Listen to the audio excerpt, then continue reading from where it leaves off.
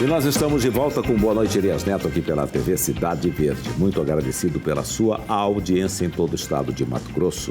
Um grande abraço para você que está no YouTube e também no Facebook da Cidade Verde. Vamos já aí trazer as informações sobre o convidado desta noite.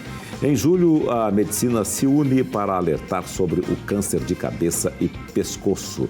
Com o laço verde simbolizando a luta, o mês de julho é dedicado à conscientização e ao combate a essa doença seríssima que exige muita atenção. O convidado de hoje é um especialista nessa luta contra o câncer.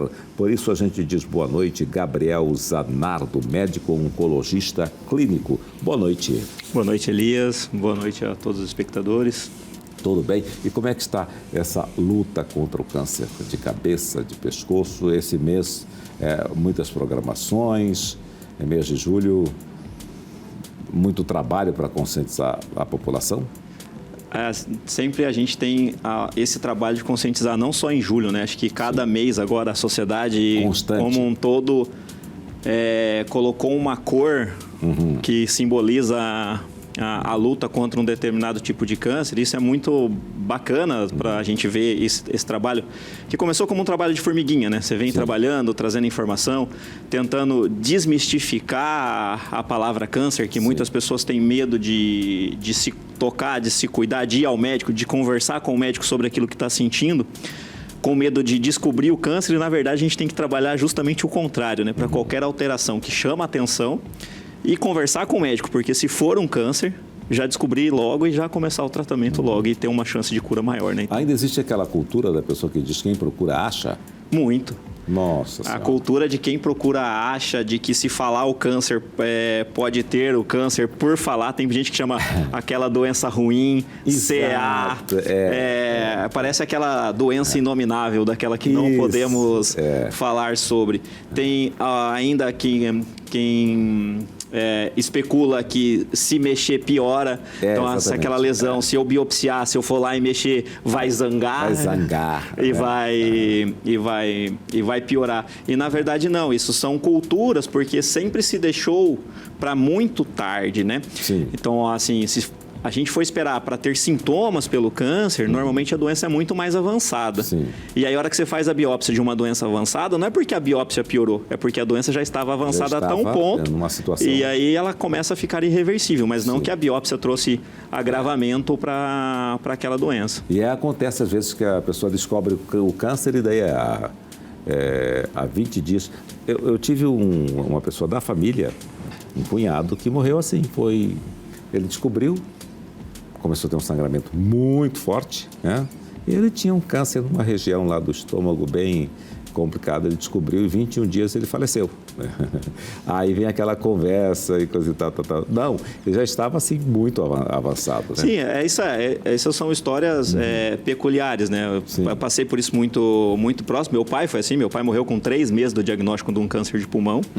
Então foi feita a biópsia, 3 meses depois ele faleceu. Sim. Alguns amigos do meu pai falaram que a biópsia prejudicou. E não, na verdade, meu pai era um tabagista de longa data, era um tossidor crônico, começou a ter dor na perna, achava que era articular, que era má circulação e nunca tinha feito uma tomografia. A hora que fez o exame do pulmão, a lesão estava lá já bem espalhada, né? Exatamente. Tem uma história que é real, que eu ouvi, de uma pessoa muito próxima, né? Um senhor já, ele bebia cachaça, gostava de beber cachaça, essa coisa toda.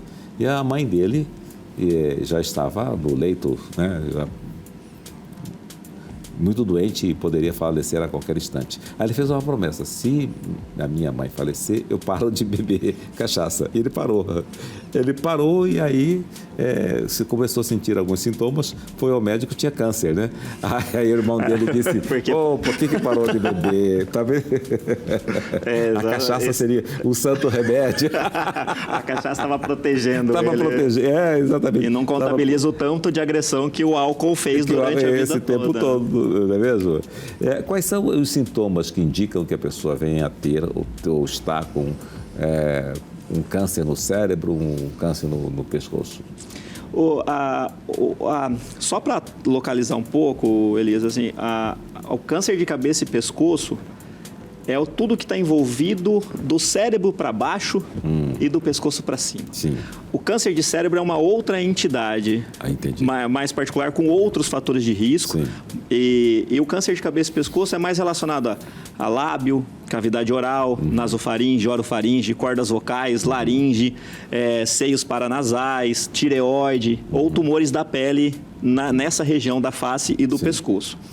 O tumor de sistema nervoso central, de cérebro, ele tem os sintomas mais inespecíficos. Normalmente quer dizer, na verdade, o câncer como um todo tem os sintomas são muito inespecíficos, porque eles podem simular qualquer outra doença. E às vezes é o que posterga procurar ajuda médica, né? Então, assim, o de cérebro, propriamente dito, pode dar tontura, dor de cabeça, náusea e vômito sem uma causa aparente.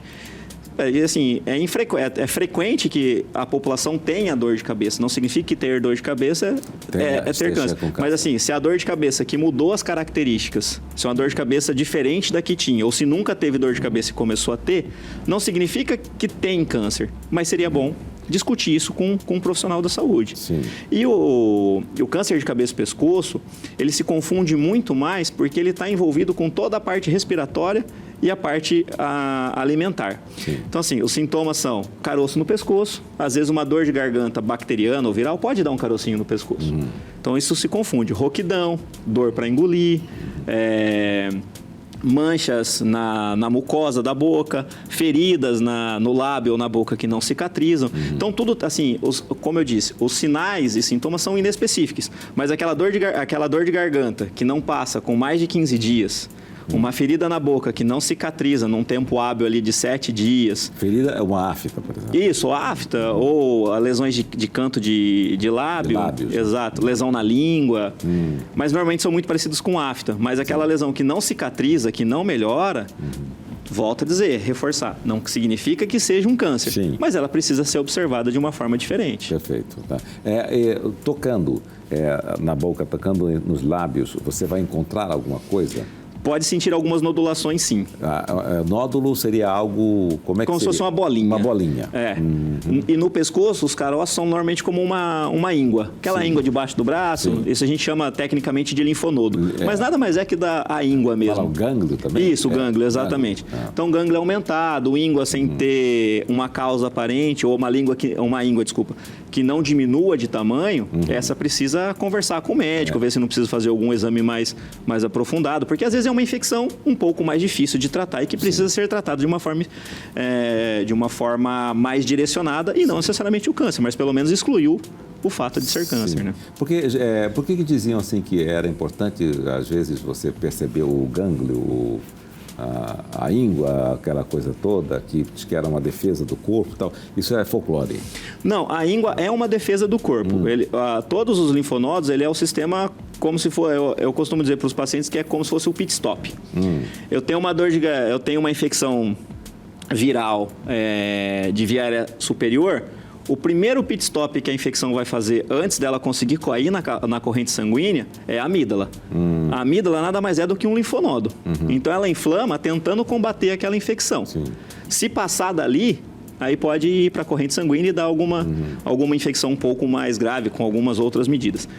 Então, e da mesma forma é com o câncer. Eu tenho uma célula cancerígena na região de cabeça e pescoço. O primeiro local que vai tentar fazer a defesa é o gânglio. E como ele se defende se proliferando. Ele aumenta de tamanho. Por isso que o carocinho passa a ser notado. Entendi. O câncer de garganta, ele ocorre... Quais são as causas? Existem causas do câncer de garganta ou não? Também é inespecífico? Não, as causas são mais direcionadas. Certo. Assim, tem os fatores de risco, né? A população de risco, que normalmente são a população que tem um estilo de vida um pouco mais desregrado. Sim. O principal fator de risco para tumores de cabeça e pescoço no geral é o tabagismo. O cigarro é de longe o grande causador de câncer no mundo. A Organização Mundial de Saúde diz que o cigarro é a maior causa de morte evitável, porque era só parar de fumar que reduzia a mortalidade no mundo inteiro de uma forma expressiva. Sim. Porque o câncer está relacionado, o cigarro está relacionado diretamente com os tumores de cabeça e pescoço, tumor de pulmão, tumor de bexiga e indiretamente com todos os outros tipos de tumor. Sim. Então, da cabeça e pescoço, o cigarro, o etilismo, né, o abuso de bebida alcoólica, e agora, mais recentemente, as descobertas do HPV, sim, do vírus do HPV, causando tumores também na região de cabeça e pescoço. Sim. Por que às vezes a pessoa muda, o fumante, às vezes mulheres, elas de tanto fumar, a voz fica mais grave? Você ouve assim e fala, nossa, a pessoa é fumante. É porque o cigarro ele vai trazendo lesão na toda a via aérea superior e ele causa edema, um inchaço. Porque a nossa via aérea ela é cheia de pilificações. Que ele funciona tanto para aquecer o ar que a gente respira, porque o ar precisa entrar mais aquecido no pulmão, e esses pelos servem como filtros para diminuir as impurezas que a gente aspira no ar, que é o que normalmente a gente encontra no nariz. Sim. E o cigarro, ele causa a morte dessas pilificações. Então, a mucosa, a mucosa da traqueia, ela começa a ficar mais inchada, que a gente chama de edemaciado. E a corda vocal está bem ali. Sim. Então, faz um edema da corda vocal. E o som da nossa voz, ele acontece quando a gente expira. O ar precisa sair, passa pela corda vocal e essa vibração da corda vocal que forma o som. E cada um, pela sua espessura, pela conjuntura, pela formação da corda vocal, tem um timbre vocal. E a partir do momento que essa corda, como se fosse uma corda do violão, ela desafina porque ela está inchada, a voz muda e normalmente fica mais rouca. Quer dizer, a pessoa é desafinada, fica desafinada. Exatamente. Pois é, mas quando a pessoa tem essa mudança na voz, não é hora de buscar atendimento para saber? Porque não sei se a pessoa não percebe ou só os outros percebem, né? Aquela voz que fica bem rouca. Como isso acontece gradativamente, para aquele que tem a mudança da voz é mais difícil de perceber, porque isso é no dia a dia, vai mudando a voz. Então, para quem está passando por aquilo minuto a minuto, é mais difícil. Ouso dizer que quem fuma deveria se preocupar um pouco antes. Porque quem fuma é um grupo de risco para várias coisas, não só para o câncer, para doenças cardiovasculares também. Infarto, AVC, trombose, entre outras coisas. Então, a população, eu sei, é muito difícil parar de fumar. Você já fumou? Não, eu não. Graças a Deus. Mas, assim, eu vi pelo meu pai, assim, a dificuldade dele em tentar parar e fracassar praticamente todas as vezes que ele tentou parar de fumar. Então, assim, mas quem fuma poderia ter pelo menos um cuidado a mais de procurar o atendimento médico, fazer exames de rotina direcionado para a população de risco. Entendeu? Direcionado pelos seus riscos. Riscos cardiovasculares, riscos de câncer. Então, assim, não esperar ter essas mudanças para procurar. Obviamente, o ideal é tentar procurar ajuda para parar de fumar. Sim.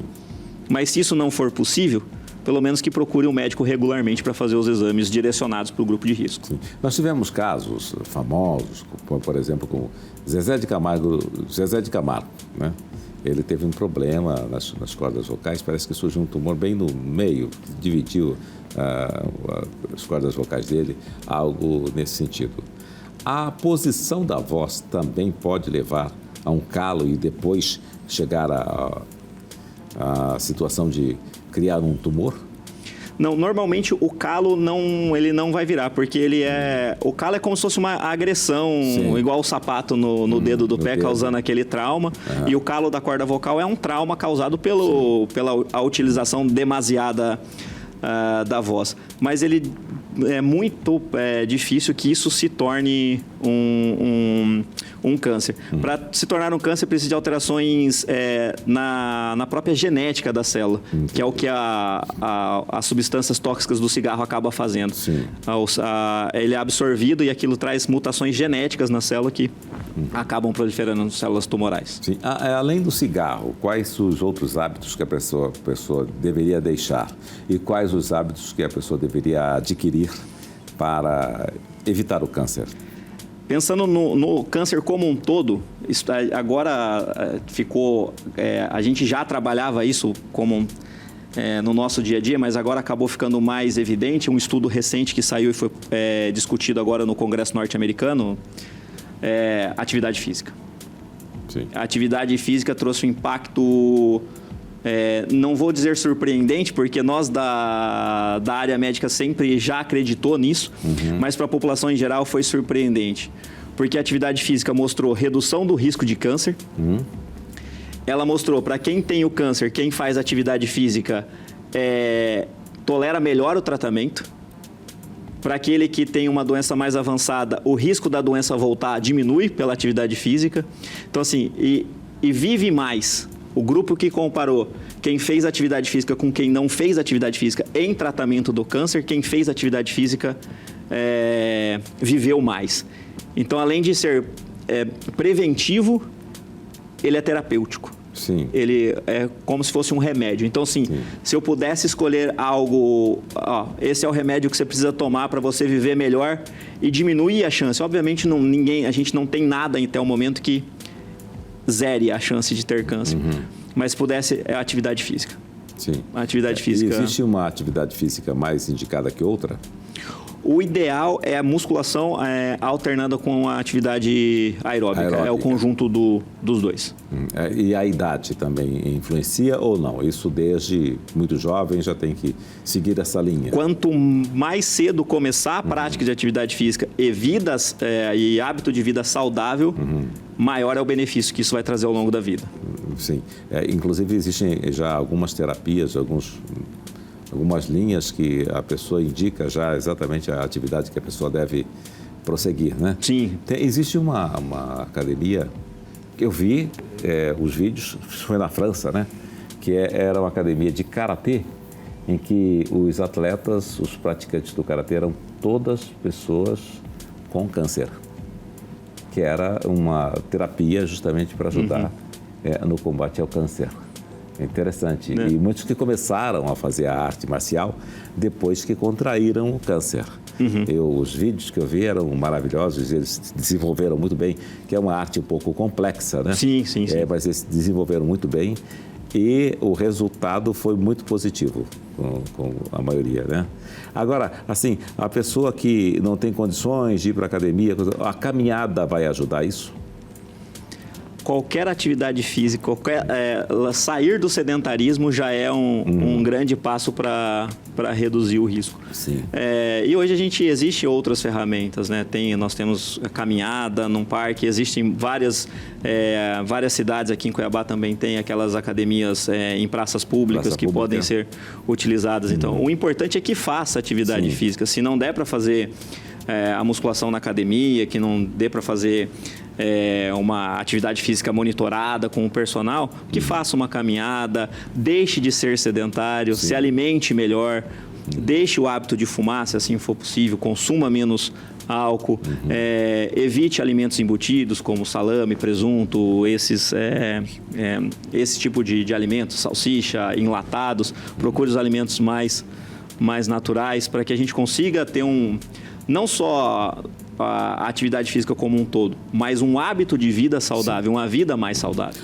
A busca por o emagrecimento é importante? Emagrecer é importante? Emagrecer. A pessoa já está obesa, buscar emagrecer? Emagrecer é importante. A obesidade está relacionada também a alguns fatores de risco para alguns tipos de tumor.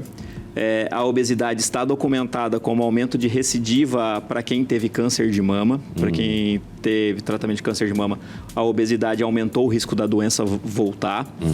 Então, o emagrecimento, sim, também é muito favorável à redução do risco de ter câncer ou de morrer pelo câncer. Mas também temos que ponderar até que custo ou que preço a gente vai pagar por esse emagrecimento. Sim.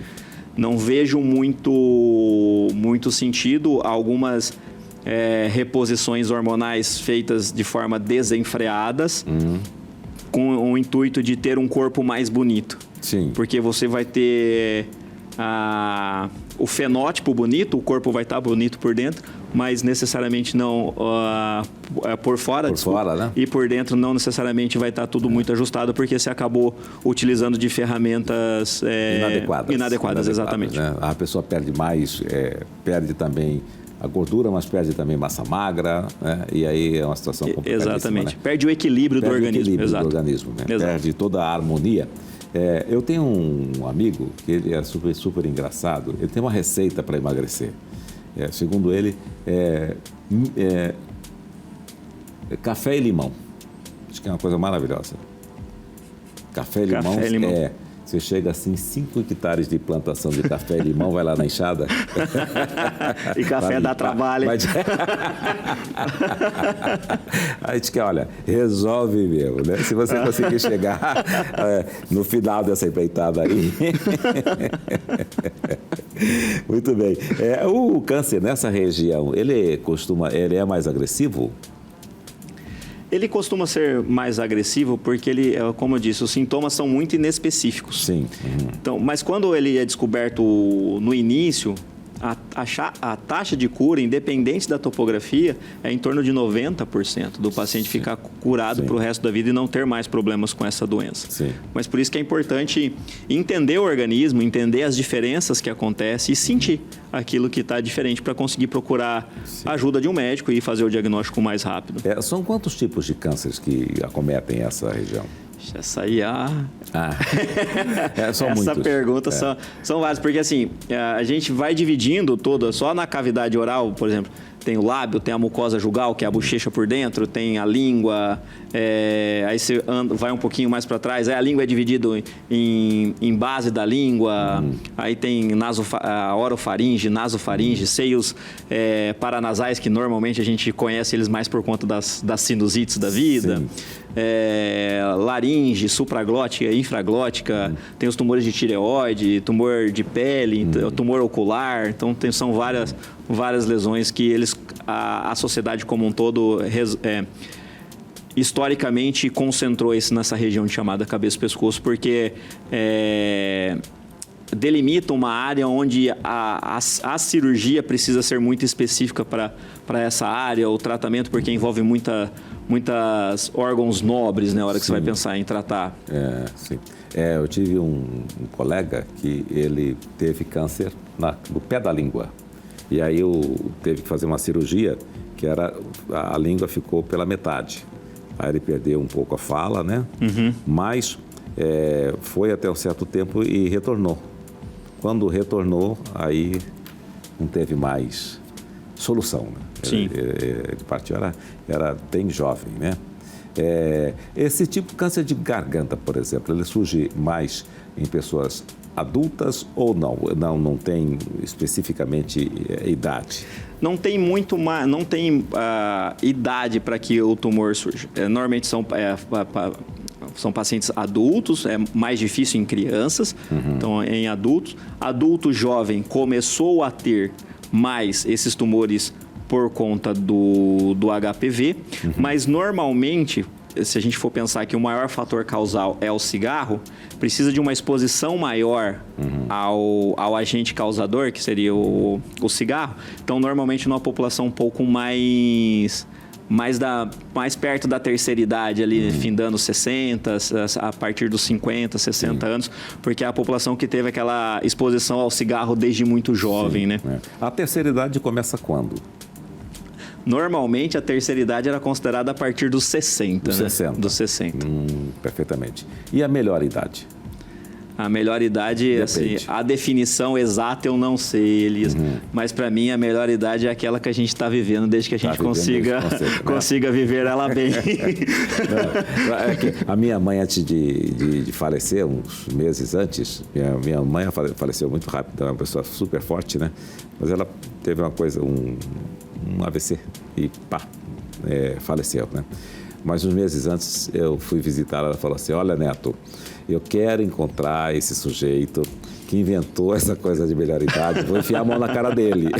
Várias pessoas não escutam isso, porque ela estava com 87 anos, né? Com 87 anos, você fez dor aqui, dor ali, e esse sujeito achava isso aí de melhor idade, né? Meu padrasto que diz que no dia que ele acordar e não sentir dor, ele vai... Imagina, ele vai ter que ver se ele não realmente está vivo. Está vivo, né? Você não está do outro lado do mundo, né? A questão genética também influencia? Alterações genéticas também interferem. não tem muita correlação com a hereditariedade, não tem tumores normalmente assim, de cabeça e pescoço que são hereditários, que passam de pai para filho. Isso não é muito frequente, como câncer de mama, ovário e alguns tipos de câncer de intestino. Mas existem alguns fatores de predisposição genética. Então, isso pode interferir porque funciona mais ou menos assim. Como se fosse uma produção em série. Sim. As células são produzidas e elas precisam sair perfeitas no final da produção.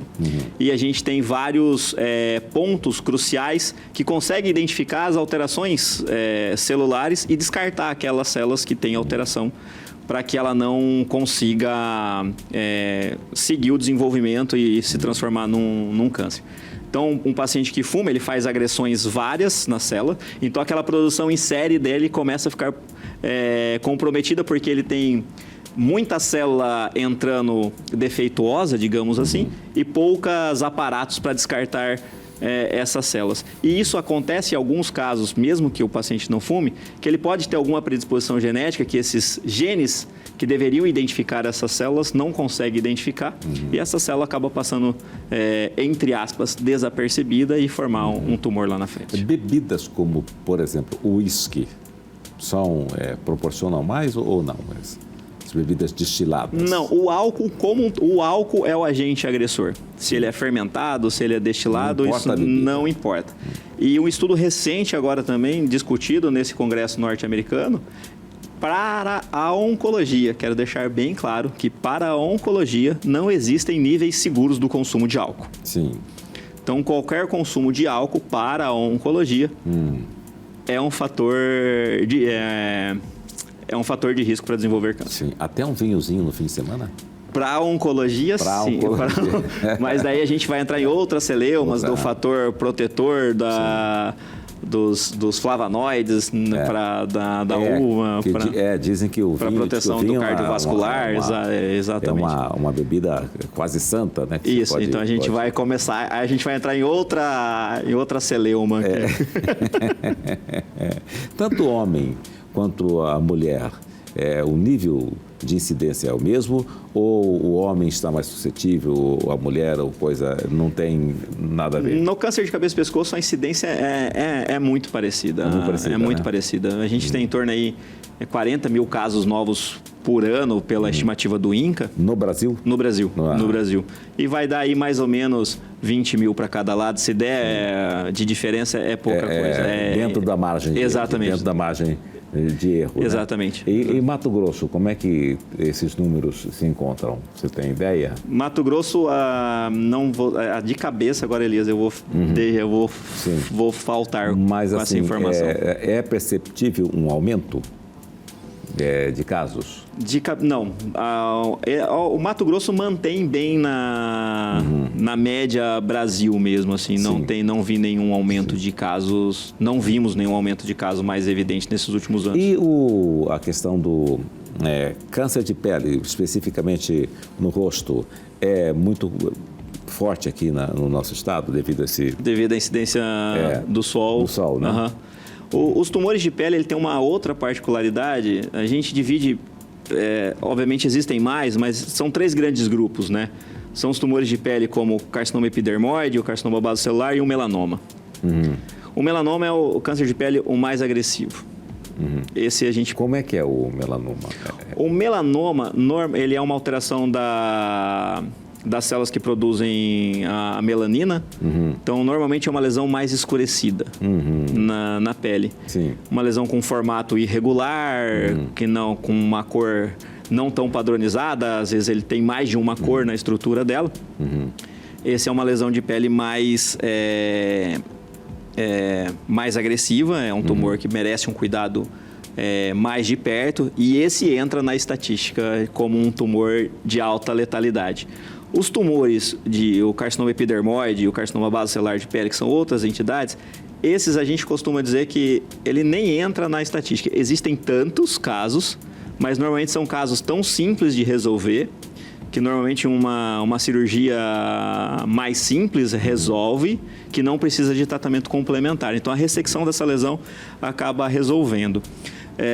E esse, assim, é o fator protetor é o mais simples, é usar protetor solar. Protetor solar. Exatamente. Bom, vamos para o intervalo e daqui a pouco a gente volta falando sobre esse assunto importantíssimo para você aqui na TV Cidade Verde. Até daqui a pouquinho.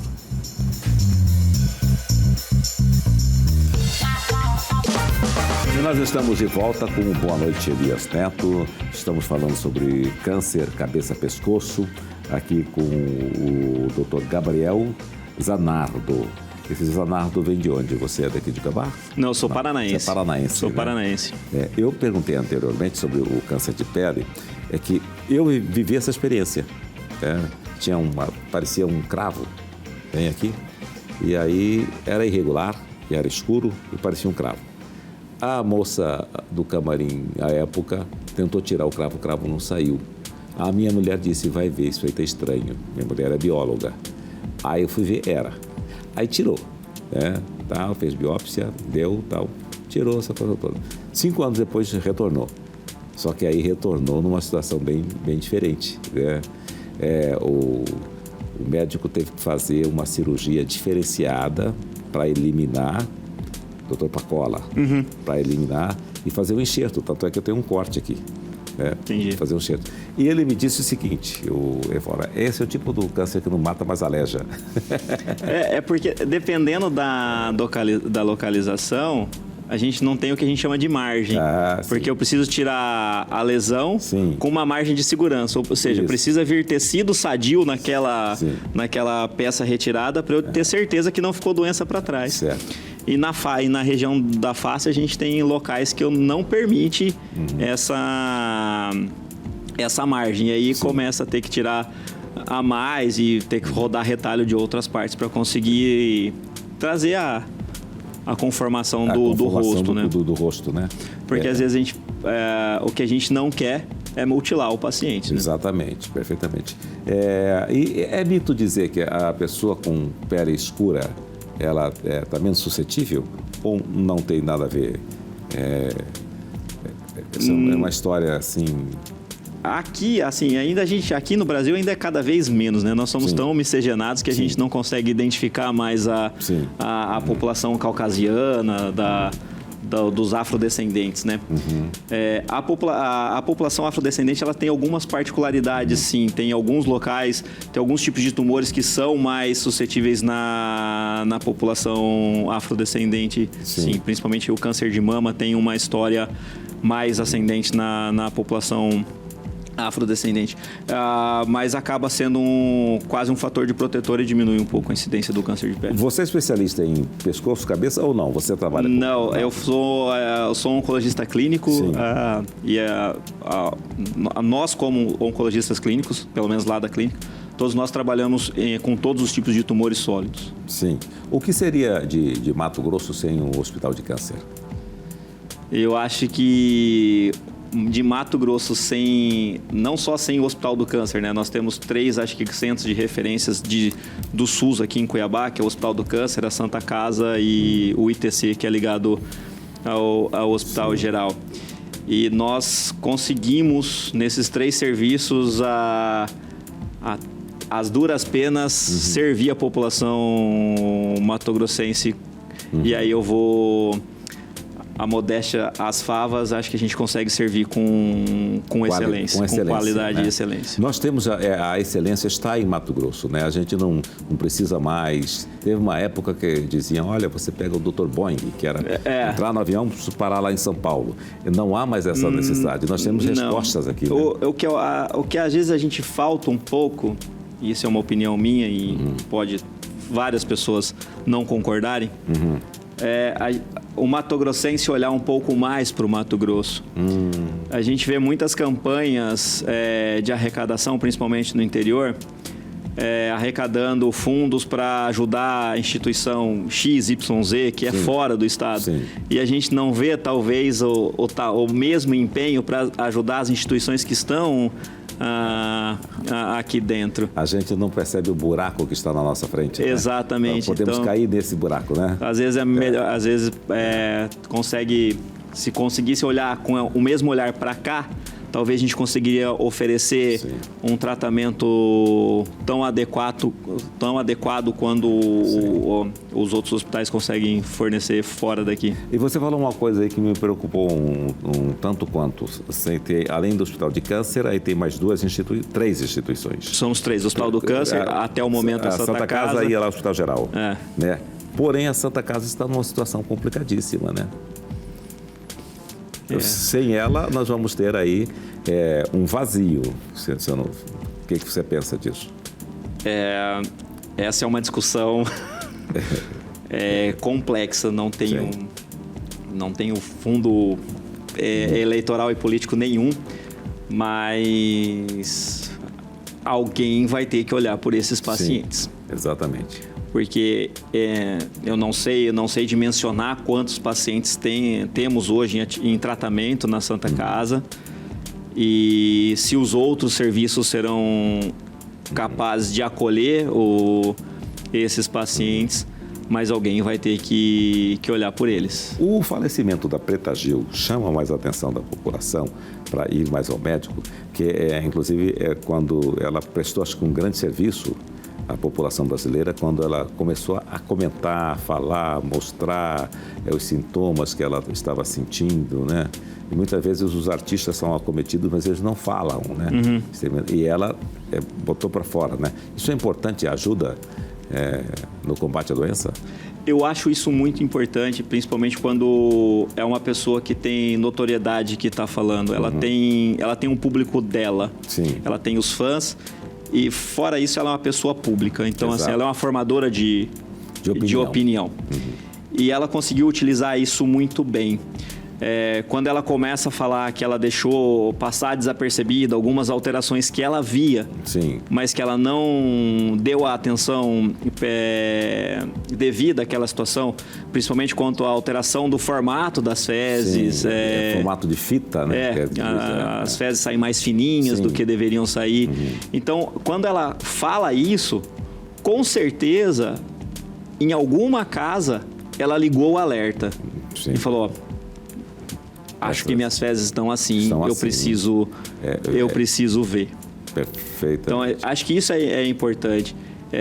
E se me permite, é isso que a gente tenta fazer numa conversa que a gente tem num podcast, que é levar o paciente para ele, talvez ele dá um insight para quem está ouvindo e fala: será que esse carocinho aqui que eu achei que era normal na mama, será que eu não preciso ver melhor? Às vezes é normal, mas vai no médico, faz um exame.